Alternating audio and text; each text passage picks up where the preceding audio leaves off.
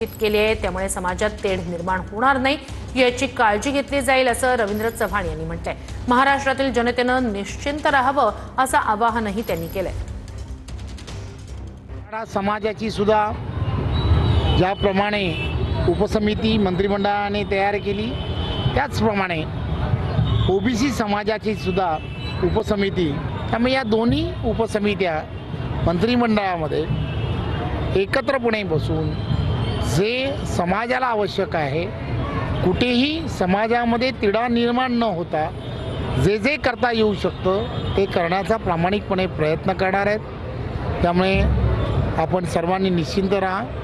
महाराष्ट्रातील असणारं महायुतीचं सरकार हे सामान्य जनतेच्या हितासाठी असणारं सरकार आहे। उपसमिती, त्यामुळे या दोन्ही उपसमित्या मंत्रिमंडळामध्ये एकत्रपणे बसून जे समाजाला आवश्यक आहे, कुठेही समाजामध्ये तिढा निर्माण न होता जे जे करता येऊ शकतं ते करण्याचा प्रामाणिकपणे प्रयत्न करणार आहेत। त्यामुळे आपण सर्वांनी निश्चिंत राहा।